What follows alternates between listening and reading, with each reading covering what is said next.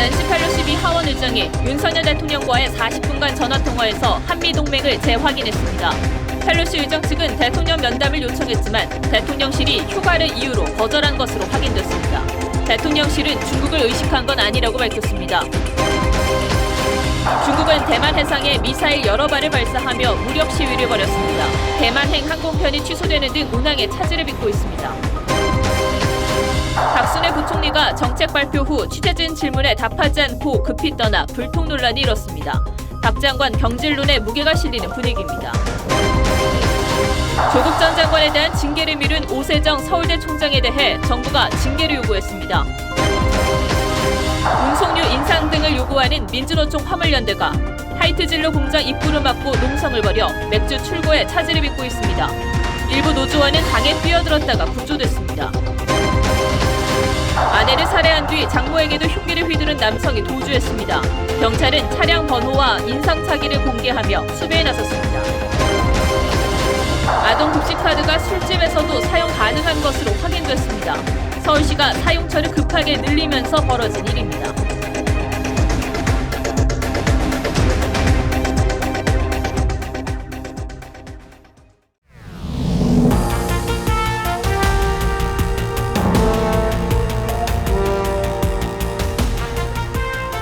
시청자 여러분 안녕하십니까? 뉴스9의 신동욱입니다. 중국의 강력한 반발 속에서도 대만 방문을 강행했던 펠로시 미 하원 의장이 어젯밤 우리나라를 찾았습니다. 하룻밤 자고 떠나는 짧은 일정 속에서도 국회를 찾아서 북한의 실질적인 비핵화를 위해서 함께 노력하기로 했고, 윤석열 대통령과 약 40여 분간 통화 회담에서는 한미동맹의 중요성을 재확인했습니다. 그리고 판문점까지 직접 찾아서 강력한 대북 억제 의지를 보여줬는데, 펠로시 의장의 방한 일정을 고희동 기자가 먼저 정리하겠습니다. 보라색 정장 차림의 낸시 펠로시 미 하원 의장이 김진표 국회의장과 팔꿈치 인사를 나눕니다. 펠로시 의장은 양국 국기가 그려진 마스크를 쓰고 박 의장을 비롯해 여야 원내대표 등과 회담했습니다. 공동 발표문에서는 북한의 실질적 비핵화를 언급했는데, 실질적인 비핵화와 평화 정착을 이루기 위한 양국 정부의 노력을 지원해 나가기로.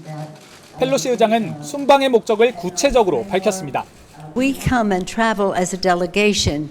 Our three main pillars are security, economics, and governance.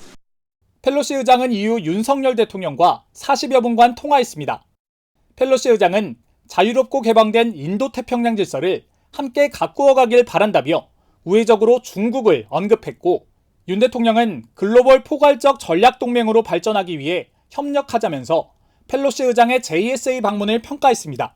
펠로시 일행의 공동경비구역, 판문점구역 JSA 방문이 한미 간의 강력한 대북 억지력의 징표가 될 것이다. 이후 펠로시 의장은 오산 공군기지로 이동해 마지막 일정지인 일본으로 출발했습니다. TV조선 고희동입니다. 윤 대통령이 이렇게 방한한 펠로시 의장과 통화를 길게 갖긴 했지만 만나지는 않았습니다. 이를 두고 어제 오늘 이런저런 말들이 많았는데, 저희 취재로는 펠로시 의장이 면담을 공식 요청했지만 대통령실이 휴가 일정 등을 이유로 거절한 것으로 확인됐습니다. 펠로시 의장 측에서 불쾌하다는 반응을 보였다는 이야기도 들렸는데, 대통령실의 고민 역시 적지 않았던 것으로 보입니다. 신윤만 기자의 단독 보도입니다. 펠로시 의장은 방한 일정을 확정한 직후 윤석열 대통령에게 면담을 요청했던 것으로 전해졌습니다. 대통령실도 긍정 검토했지만 윤 대통령의 휴가와 일정이 겹치면서 전화통화로 대신했습니다. 외교 이슈, 국방 이슈, 기술 협력 이슈, 청년 이슈, 여성 이슈, 그리고 기후 변화 등의 이슈에 대해서 꽤 구체적으로 장시간 얘기를 나눴습니다. 통화에서도 대만 문제 언급은 없었습니다. 집권 초 대중관계가 설정되지 않은 상황에서 대통령이 직접 만날 경우 반중 메시지가 뚜렷해질 수 있다는 우려 때문이라는 분석입니다. 특히 바이든 정부와 무관한 순방 일정이었던 점도 고려된 것으로 알려졌습니다. 논란이 일자 대통령실은 미국 측도 이해를 했다고 설명했습니다. 하지만 한미 사정을 잘 아는 외교 소식통은 펠로시 의장 측이 서운함을 표시했다고 전했습니다. 펠로시 의장은 우리를 제외한 모든 순방국 정상과 만났고 내일은 기시다 일본 총리와도 만납니다. 여야 모두에서는 국익 차원에서 만났어야 한다는 지적들이 나왔습니다. TV조선 신유만입니다. 펠로시 하원 의장이 대만을 떠나고 나서 대만을 둘러싼 위기는 한층 고조되고 있습니다. 중국은 대만 동부의 해역을 향해서 미사일 여러 발을 발사하는 등 고강도 군사 행동에 나섰습니다. 사실상 대만 봉쇄에 가까운 고강도 압박입니다. 이어서 최원희 기자가 보도합니다. 중국군의 발사체가 굉음을 내며 하늘 높이 날아갑니다. 일반 관광객들이 있는 해변과 섬 등에서도 발사체와 군용 헬기 모습이 선명하게 포착됐습니다. 중국이 오늘 낮부터 이른바 대만 포위 군사훈련에 돌입했습니다. 중국군은 대만 동부바다를 향해 둥펑 미사일 등 재래식 미사일 여러 발을 발사했고 목표물을 모두 명중시켰다고 밝혔습니다. 발사된 미사일이 대만 상공을 가로질렀을 가능성까지 나오고 있습니다. 훈련구역 6개 해역 중엔 대만 영해도 일부 포함됐습니다. 중국은 보란듯이 실질적 경계선인 대만 해협 중간선 너머까지도 장거리 사격 훈련을 실시했습니다. 강력하게 대만 문제를 군사적으로 접근하겠다는 그런 일종의 경고 메시지다. 대만은 중국의 도발은 국제법 위반이며 주권을 침해하는 비이성적 행동을 규탄한다고 강하게 반발했습니다. 国防部必须强调，中共以武力解决分歧、破坏区域和平稳定的霸权心态，无助于它的国际形象。 또 중국 미사일이 동, 남, 북쪽 수역에서 날아온 사실을 확인하며 대만군 경계 태세를 강화했습니다. TV조선 최원입니다. 이 같은 중국의 무력 시위에 대만으로 향하는 하늘길이 사실상 막혔습니다. 그나마 오늘까지는 운항을 앞당겼지만 내일부터 군사훈련이 종료되는 일요일 오전까지는 직항편 운항이 전면 중단됩니다. 여행객들은 물론이고 수출 전선에도 차질을 빚게 됐습니다. 백대우 기자가 취재했습니다. 아시아나항공 홈페이지입니다.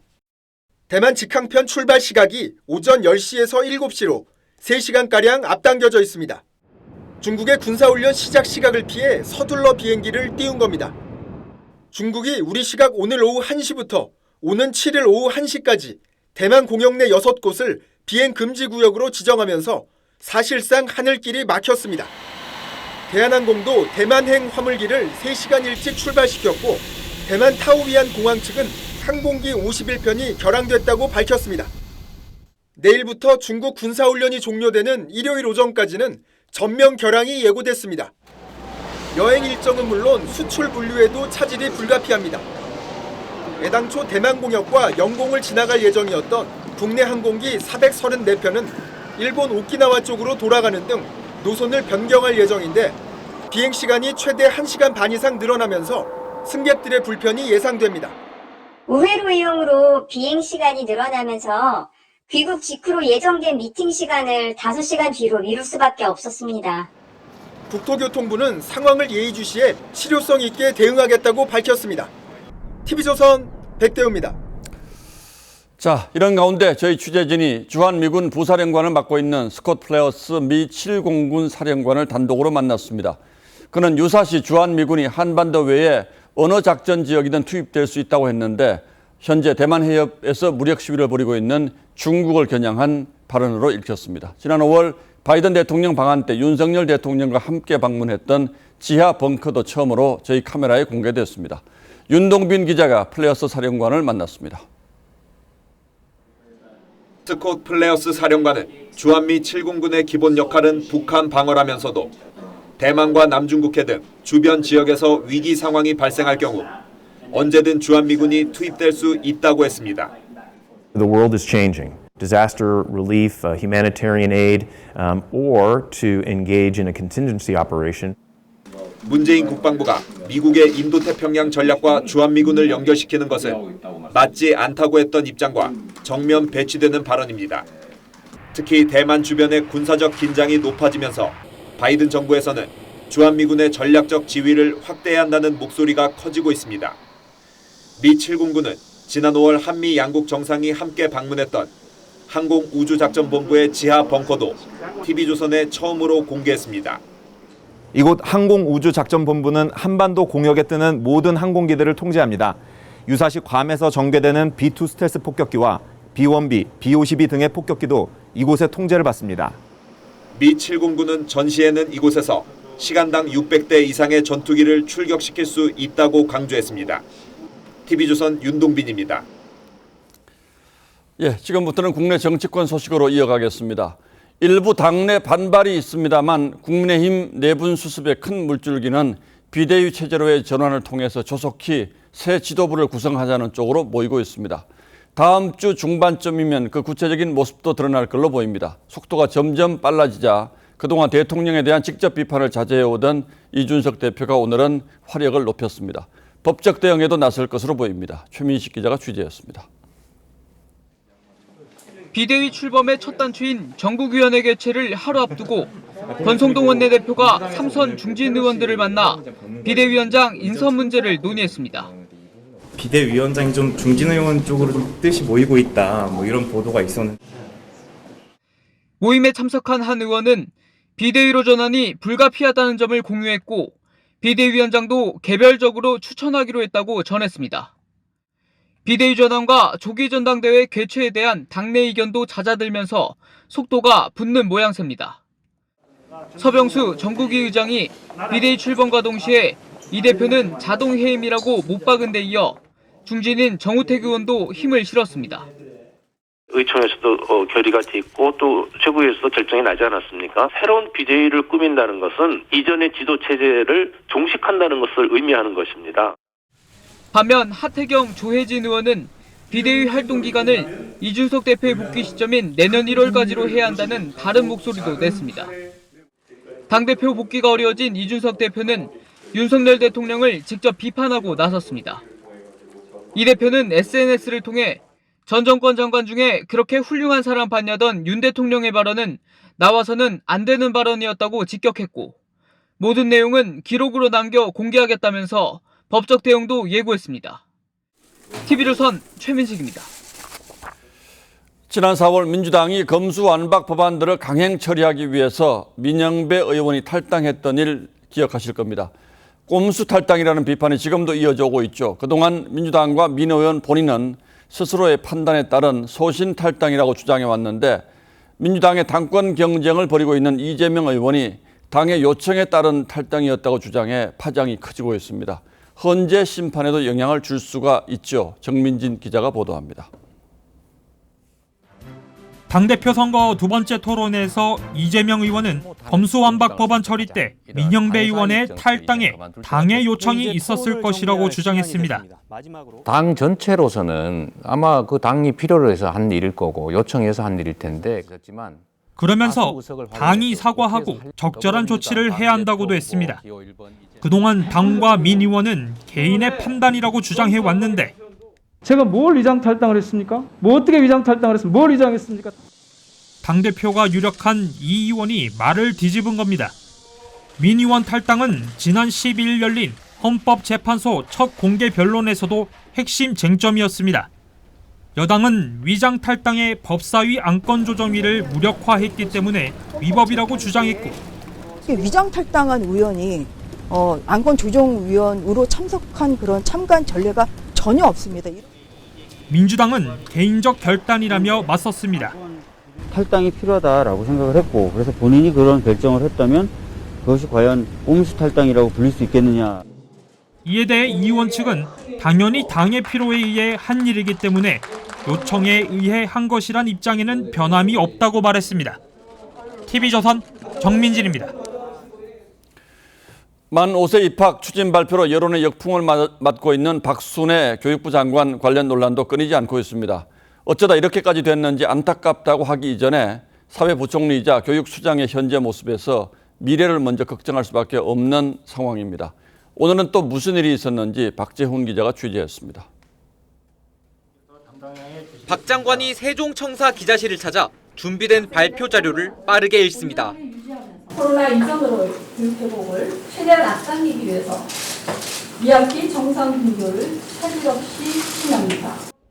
관례대로라면 기자들의 질문을 받을 차례지만 오늘은 달랐습니다. 부총리께서는 서울 일정 관계로 이사하시겠습니다. 만 5세 입학 정책을 계속 추진하는지 사퇴 의향은 없는지 질문이 쏟아졌지만 만 5세 쪽에서는 반발이 많은데 전후랑 전후랑 사퇴하실 의향이 있으신가요? 아무것도 안 들리는 듯 빠져나갑니다.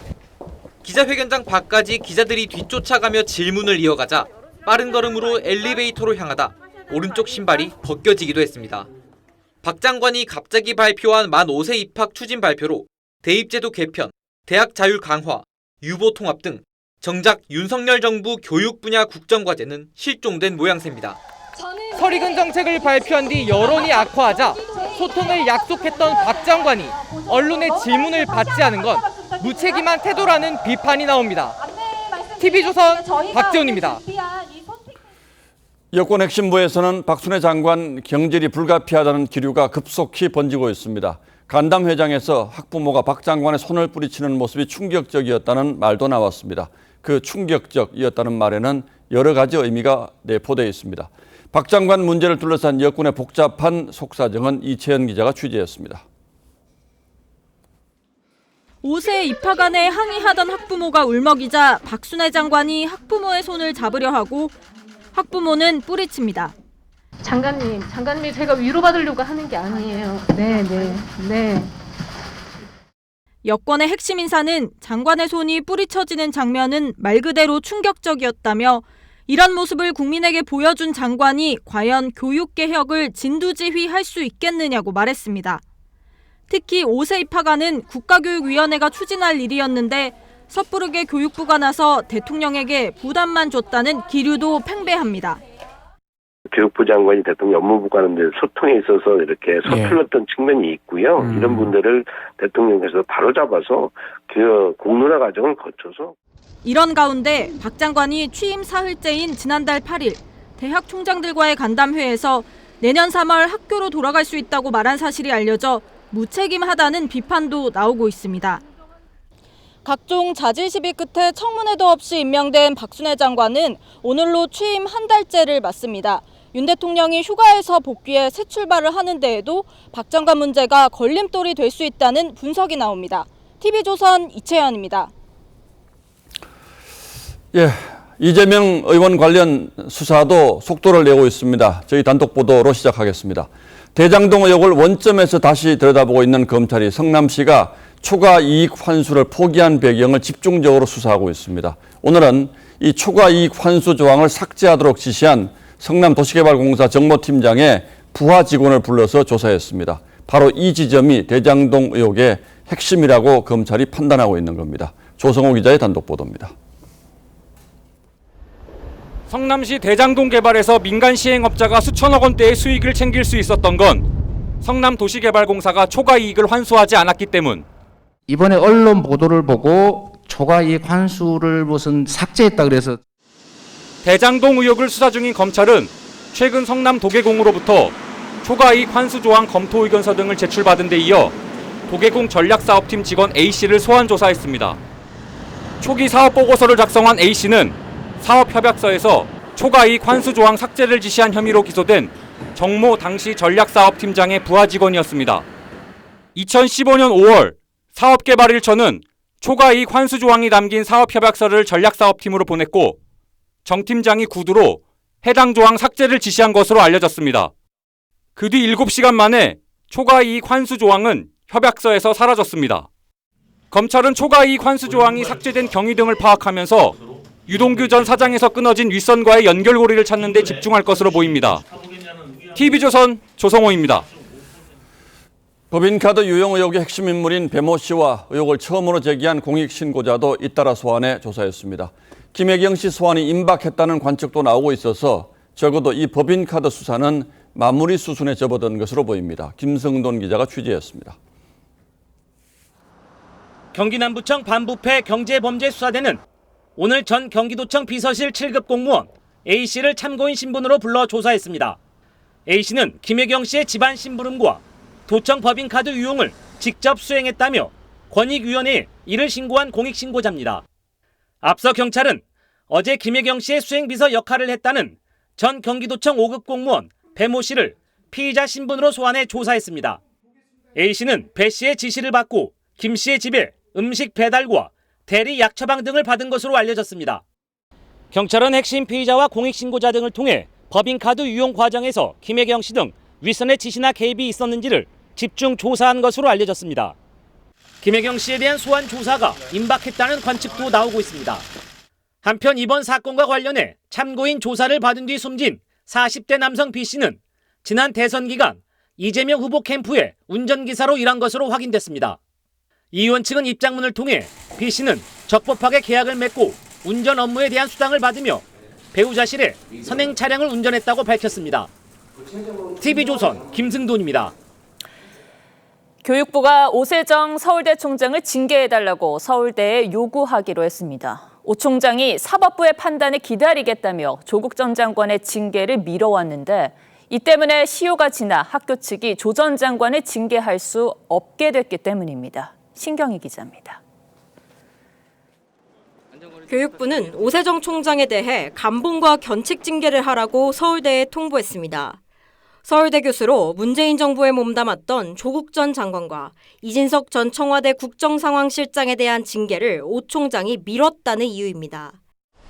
서울대 총장이 징계 요구를 받은 건 2011년 법인화 이후 처음입니다.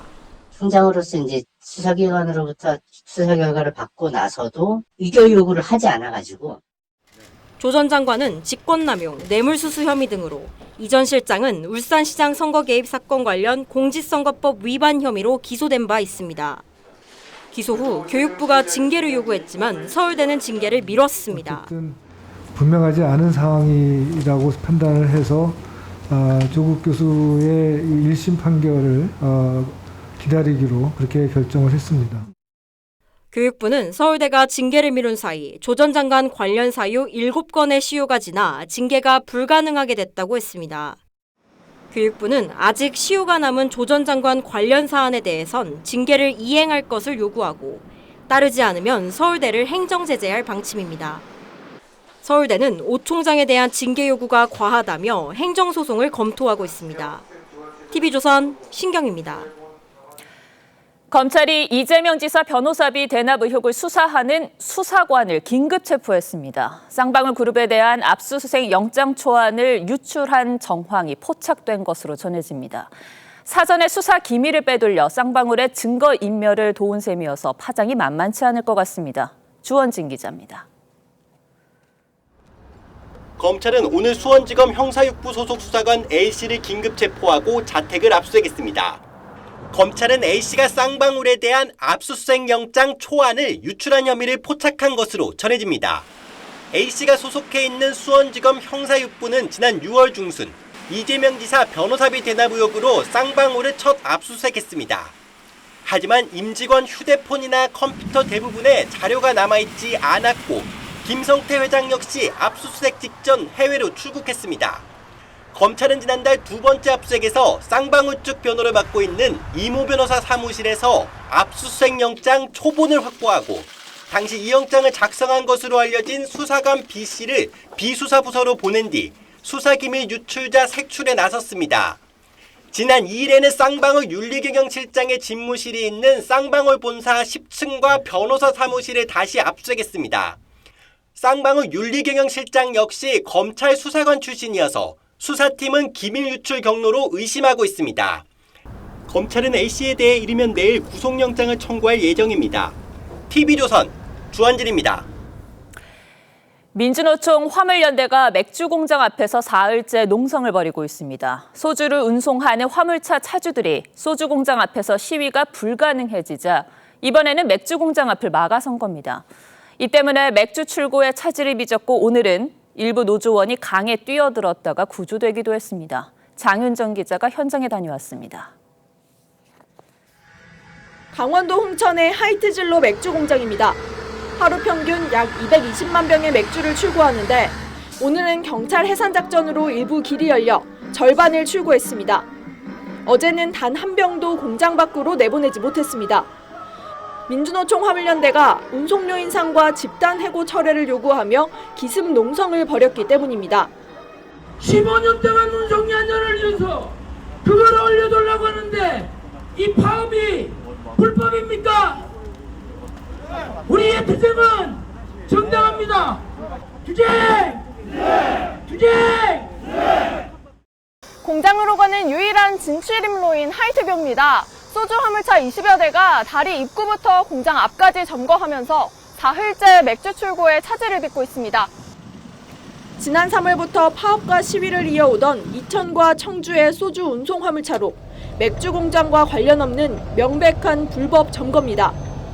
오늘 오전에는 경찰이 해산을 시도하면서 조합원 5명이 강으로 투신했다가 구조됐습니다.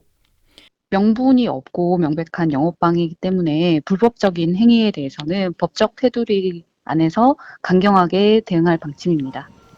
화물연대 측은 요구안이 수용될 때까지 농성을 계속 이어갈 것으로 보입니다. 하지만 경찰이 강제 해산에 나서며 법 집행 의지를 보인 만큼 홍천 사태는 이전과 다른 양상으로 전개될 수 있다는 전망도 나옵니다. TV조선 장윤정입니다. 아내를 살해한 뒤 장모에게도 흉기를 휘두른 남성이 도주했습니다. 키 168cm의 스포츠 머리를 한 남성인데 경찰은 타고 달아난 차량의 번호와 인상착의를 택시기사들에게 알리면서 제보를 받고 있습니다. 강석 기자입니다. 오늘 새벽 인천의 한 주택가 골목길입니다. 한 여성이 도움을 요청하며 달려갑니다. 잠시 후 한 남성이 흉기를 들고 여성이 이동한 방향으로 빠르게 걸어갑니다. 오늘 새벽 0시 30분쯤 인천 미추홀구 한 주택에서 40대 A씨가 아내를 흉기로 찔러 숨지게 했습니다. 살려달라 소리를 들었어요. 그러고는 이제 경찰을 오시고 범행을 저지른 A씨는 집에서 나와 그대로 달아났습니다. 집안에 있던 60대 장모 B씨도 A씨가 휘두른 흉기에 크게 다쳤습니다. 창문을 통해 도망친 B씨는 인근 도로에 쓰러졌고 주민 신고로 병원에 옮겨졌습니다. 환자 말에 2층에서 뛰어내리셨다고 하더라고요.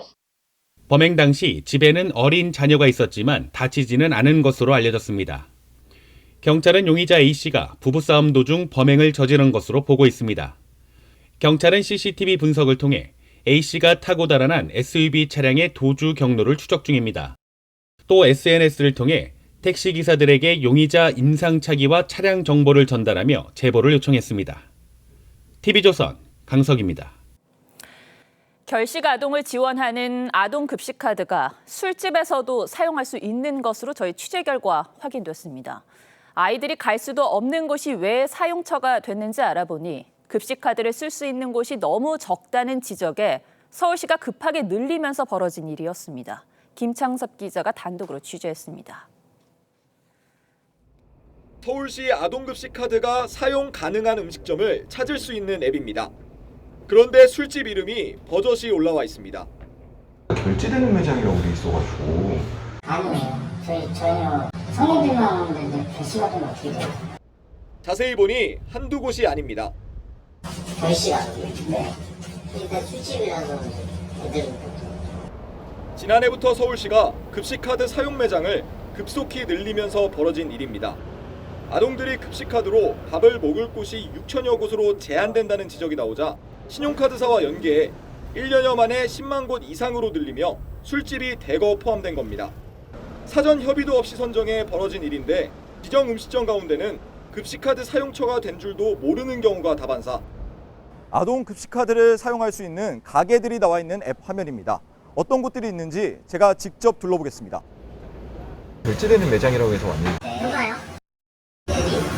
네. 서울시는 급식카드 사용처 중 술집이 포함된 건 알고 그동안 삭제 작업해왔다고 밝혔습니다. 하지만 일반 음식점으로 등록된 주점은 여전히 남은 상황. 서울시는 전수조사를 통해 수정해 나가겠다고 밝혔습니다. TV조선 김창섭입니다. 도로공사 직원들이 하루 6시간 일해놓고 근무 일지에는 8시간으로 기록했다는 내부 고발이 나왔습니다. 한두 명도 아니고 천여 명이 관행처럼 해왔다는데요. 그렇게 새어나간 돈이 수백억 원입니다. 김충년 기자가 단독 보도합니다.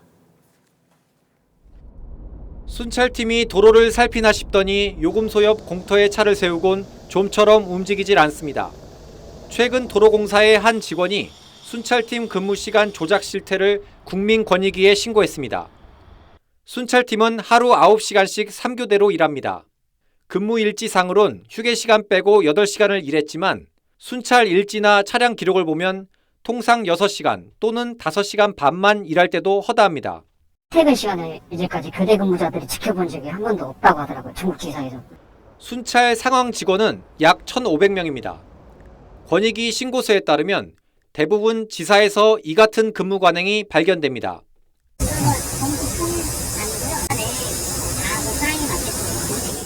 2019년 이후만 계산해도 300억 원대의 인건비가 새 나간 셈입니다. 공사 내부에서도 지적은 있었지만 노조는 관행이라고 맞서고 사측은 문제가 커지는 것을 경계했다고 합니다. 이게 포괄적으로 이게 배임이라고 생각하거든요. 하고 이 문제가 돼버리면 이제 경영평가라든지 그 외적인 금전적인 문제가 커지니까 도로공사 측은 현재 전수조사를 진행 중이고 문제가 발견되면 엄중 문책하기로 했습니다. 작년엔 2개 팀이 근무해야 하지만 한 팀만 일하던 시간에 접수된 신고를 제대로 처리하지 못해 사망사고를 막지 못했다는 논란도 있었습니다. 부실 근무로 인한 피해는 국민들의 몫입니다. TV조선 김충영입니다. 시멘트 업체들이 시멘트 가격을 올린 지 7개월 만에 추가 인상을 예고했습니다. 모든 원자재 값이 오르고 있는 탓이죠. 건설하는 비용도 덩달아 오를 수밖에 없는데 부동산 시장에 미칠 영향도 적지 않습니다. 김혜나 기자가 취재했습니다. 서울 광진구의 한 아파트 공사 현장. 내년 7월 입주를 목표로 골조 작업이 한창인데 시멘트와 철근 등 하루가 멀게 오르는 원자재 값에 현장의 부담이 커지고 있습니다. 작년 연말부터 해서 거의 약 한 1.5배, 많게는 2배, 일단 그 정도까지 지금 계속 오르는 상태에 있습니다. 그러니까 회사 원가율도 좀 상당히 좀 안 좋아지고 있는 이런. 문제는 오를 대로 오른 건축자재 값이 하반기에 또 한 번 오를 거란 점입니다. 이미 일부 시멘트 업체는 지난 2월에 이어 다음 달 많게는 15%까지 가격 인상 단행을 예고했습니다. 글로벌 공급망 위축과 러시아 경제 제재로 시멘트 주원료인 유연탄 값이 폭등했다는 이유입니다. 일본이나 동남아나 중국이나 지금 모든 시멘트 업계가 시멘트 가격을 올리고 있어요. 저희가 한계 상황이라는 거죠. 직격탄을 맞는 레미콘 업계와 건설업계는 난감하다는 반응입니다. 시멘트 값이 뛰면 시멘트를 원재료로 하는 레미콘 가격이 함께 오르고 건설 현장의 건축비에 반영돼 결국 분양가를 끌어올릴 가능성이 큽니다. 하지만 주택시장의 찬바람이 청약까지 얼어붙게 만드는 가운데 침체의 골을 깊게 할 분양가 인상도 쉽지 않아 부동산 시장은 진퇴양난의 고민에 빠져들고 있습니다. TV조선 김예나입니다. 지난 5월 합리적 이유 없이 나이 때문에 임금을 깎는 임금 피크제는 무효라는 대법원 판결이 나왔죠. 그 후폭풍이 금융권에 불기 시작했습니다. 한 시중은행 노조가 깎인 임금을 돌려달라며 오늘 소송을 제기했습니다. 금융권의 무효 소송이 확산될 분위기입니다. 정준영 기자가 보도합니다. 피켓을 든 KB 국민은행 노조원들이 구호를 외칩니다. 임금 피크제로 부당하게 깎인 임금 즉각 지급하라. 업무는 그대로인데 임금 피크제 적용 후 월급이 반토막 나자 반발하고 나선 겁니다. 후순 업무에 국한해서 부여하기로 노사 간에 합의를 한 바 있습니다. 그런데 133명이 현직 업무를 그대로 수행하고 있습니다. 국민은행 전현직 직원 40명은 임금 피크제로 줄어든 임금을 돌려달라며 법원에 소송을 제기했습니다. 합리적 이유 없이 임금을 깎는 임금 피크제는 무효라는 대법원 판결 이후 은행 노조가 첫 집단 소송에 나선 겁니다. 앞서 대법원은 노사가 임금 피크제에 합의했더라도 임금 삭감에 준하는 업무량과 강도의 감소가 있었는지 등을 따져봐야 한다며 4가지 기준을 제시했는데 국민은행은 소송을 통해 이를 따져보겠다는 입장입니다. 전문가들은 임금 체계부터 개편돼야 한다고 지적합니다. 연공 임금이 조정이 돼야 이제 좀 지속 가능한 그런 임금 체계가 될 수 있는데 대가로 어떤 조치를 취해줄 거냐 이런 게 같이 협의가 돼야 돼요. 여기에 금융노조가 추가 소송을 예고하고 나서면서 임금 피크제 무효 판결의 후폭풍은 당분간 지속될 전망입니다. TV조선 정준영입니다. 보건복지부가 근무 중 뇌출혈을 일으켜 숨진 서울 아산병원 간호사 사건에 대해서 진상조사에 들어갔습니다. 병원에 수술할 의사가 없어서 다른 병원으로 옮겨진 뒤에 숨진 과정 전반을 들여다보겠다는 건데, 의료계에선 그 이전에 과목별 의사 편중 현상 그리고 필수 의료 인력 확보 문제가 심각하다는 지적들이 나오고 있습니다. 윤서아 기자가 이번 사건을 둘러싼 문제점들을 취재했습니다. 보건복지부 관계자들이 서울 아산병원에 들어섭니다. 이 병원 간호사가 근무 도중 뇌출혈로 쓰러진 뒤 숨진 사건과 관련해 현장 조사에 나선 겁니다. 사실관계를 명확하게 확인하기 위해서 같이 근무했던 분이라든지 기록이면 만나보고 물어볼 생각입니다. 30대 간호사 A씨는 지난달 24일 두통을 호소하며 쓰러져 응급실로 옮겨졌지만 수술할 의사가 없어 서울대병원으로 전원된 뒤 6일 만에 숨졌습니다.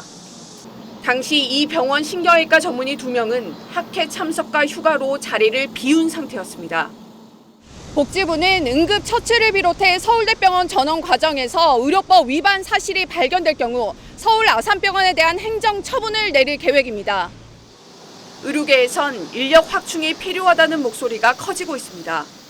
당직을 매일매일 번갈아가면서 한다는 건 현실적으로 너무 개인한테만 과도한 요구를 24시간이 넘어가는 수술도 있고.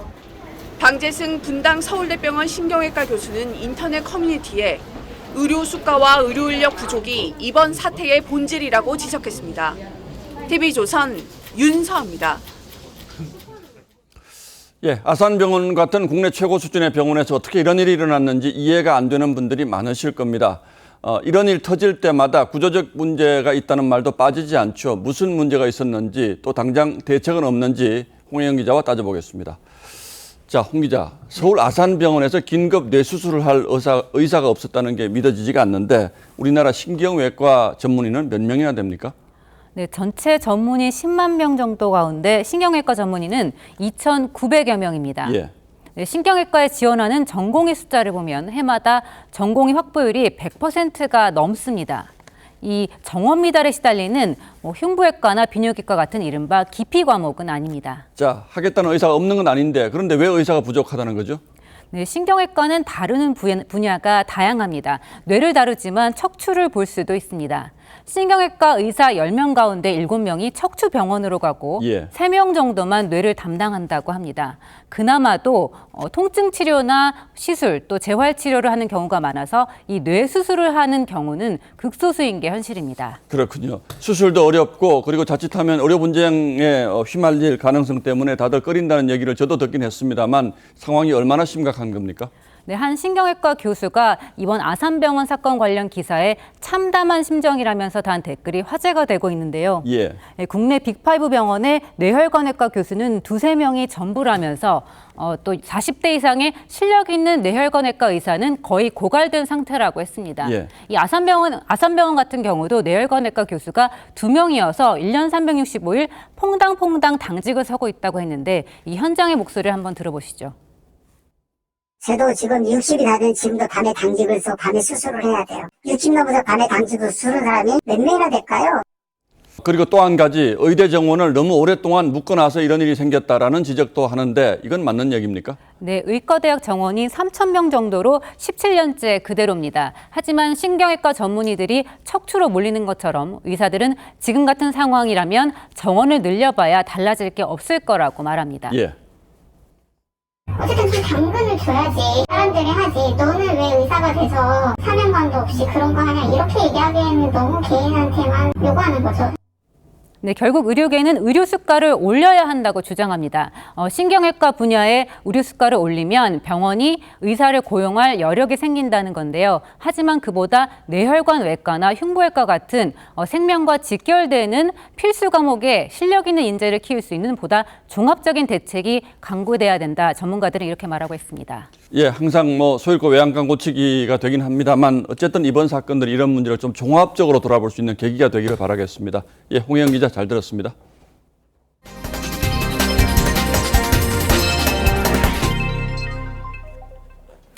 한국의 첫 달 탐사선 다누리가 내일 오전 우주로 향해 떠납니다. 발사에 성공하면 달 탐사에 성공하는 세계 7번째 나라가 되는데요. 지금으로서는 기상 상황도 좋다고 합니다. 최윤정 기자입니다. 한국의 첫 달 탐사선 다누리가 오늘 오전 미국 플로리다주 우주군 기지에서 발사대에 세워졌습니다. 발사는 내일 오전 8시 8분. 다누리는 발사된 지 약 40분 후 로켓에서 분리되고 약 20분 뒤 지상과의 첫 교신이 이뤄지면 다누리의 상태를 확인할 수 있습니다. 그 순간이 일단은 가장 중요할 것 같고요. 그 후로 한 2시간 또는 3시간 있다 보면 저희가 BLT라고 하는 탄도형 전위 궤적에 제대로 들어갔는지 이제 판단이 될 겁니다. 이번에 로켓에 문제가 생겨 발사가 이틀 연기됐지만 현재 모든 시스템이 정상을 유지하고 있고 기상 상황도 상당히 좋을 것으로 예측됩니다.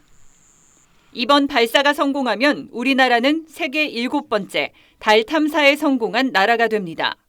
Absolutely. You know, we spent a few years planning for this mission, especially the ballistic transfer.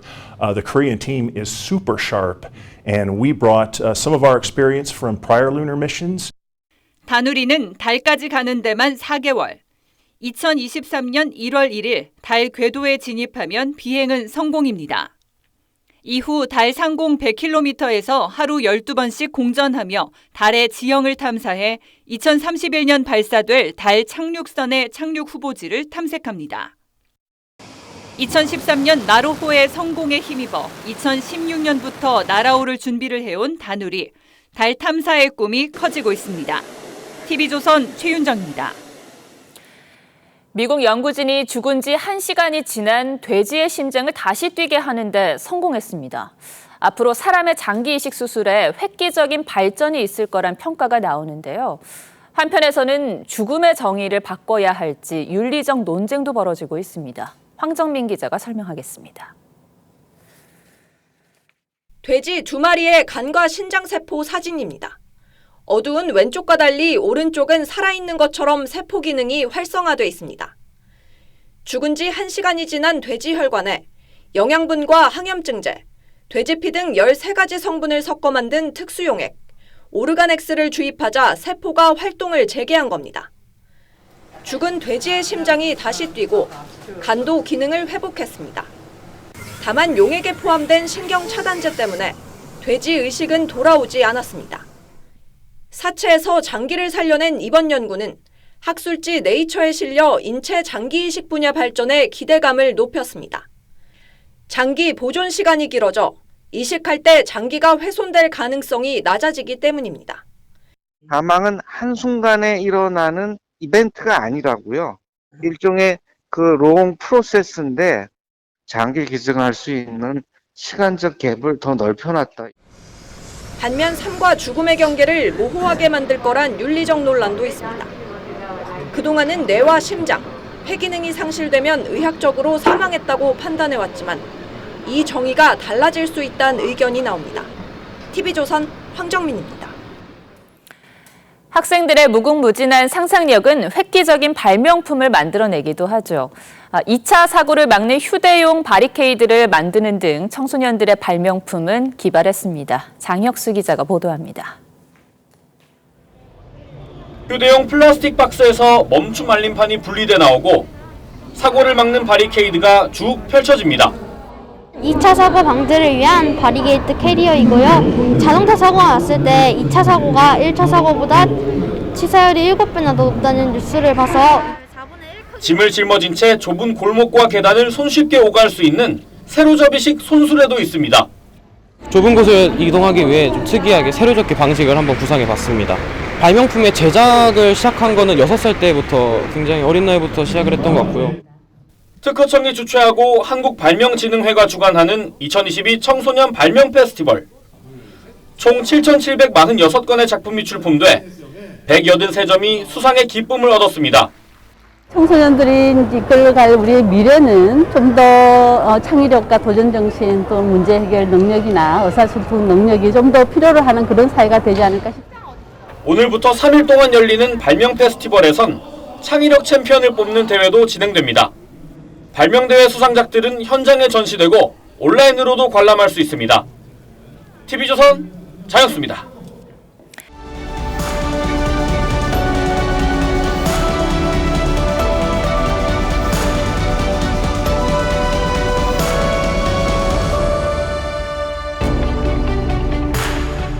장렬하는 태양 아래 정오가 이글거립니다. 일그러진 욕망에 사로잡힌 리플리는 친구를 살해해 바다에 버리죠. 친구의 요트를 끌어올리는 날이지만 꼼짝하기가 싫습니다. Si, c'est le soleil qui tape. Mais à part ça, je ne me suis jamais senti aussi bien. 친구의 시신이 스크류에 끌려 올라오고 완전 범죄는 무자비한 폭염에 녹아내립니다. 이 걸작 법정 영화에서 사람들은 더위에 인내심을 잃어갑니다. Premeditated murder is the most serious. You know something? I called the weather bureau this morning. This is going to be the hottest day of the year. 살인범으로 몰린 소년의 유무죄를 가리려고 12명의 배심원이 푹푹 찌는 방에 모였습니다. 한 대밖에 없는 선풍기마저 고장났습니다. 다들 짜증스러워하며 빨리 결정하자고 성화를 부립니다. I never saw so much time spent on nothing. 무더위에 지친 시인이 넋두리합니다. 대낮에도 한 차례씩 소나기는 흐느끼더니만 암소뿔도 물러진다는 7, 8월 무더위는 어쩌자고 낮가정 불이 붙었노. 오늘이 견우직녀 만난다는 7월 칠석, 사흘 뒤면 가을이 들어선다는 입추입니다. 그런데 음력 7월 저녁에 황소뿔이 녹는다는 속담이 실감납니다. 폭염에 폭우까지 번갈아 퍼붓습니다. 여름 내 둘이서 번갈아 가며 우리 동네를 들락날락했다. 호박꽃 아래 덜쥐네 집이 젖었다 말랐다. 처마 밑 내 파랑 자전거가 젖었다 말랐다. 장마 끝난 지가 일주일인데 남쪽에서 고온다습한 공기가 줄기차게 올라오면서 한반도 하늘에 거대한 물주머니를 만들었습니다. 조금만 기압이 엇갈려도 비를 내리죠. 비가 그치면 기온이 내려가야 할 텐데 도리어 습식 사우나처럼 찜통 더위가 기승을 부리고 있습니다. 비와 더위의 이중주는 한동안 더 이어질 거라고 합니다. 거기에다 연일 열대야까지 가세해서 불협 화음 삼중주를 연주합니다. 잠 못 이루는 눅눅한 밤은 오늘 기상청 중기예보의 마지막 날인 다음 일요일까지도 25도 아래로 떨어지지 않을 거라고 합니다. 폭염은 수그러들어도 열대야는 적어도 이달 중순까지 밤잠을 덜 쑤셔 놓을 모양입니다. 다산 정약용은 더위에 마음의 평정을 잃지 않는 법을 말했습니다. 대자리 깔고 바둑두기, 연못에서 연꽃 구경, 숲에서 매미 소리 듣기, 달밤에 발 씻기. 요즘 도시 사람들이 하기 힘든 비서법입니다만 그중에 비 오는 날 시집기도 있습니다. 시가 쉽게 나오지 않으면 오늘 밤은 푹푹 눈이 내린다는 백석시라도 읽으며 시인이 펼쳐놓은 눈밭을 거닐어 보면 어떨지요. 그러다 보면 어느 순간 창문을 닫고 자야 하는 서늘한 가을밤이 찾아올 겁니다. 8월 4일 앵커의 시선은 이 여름의 끝은 언제인가 였습니다.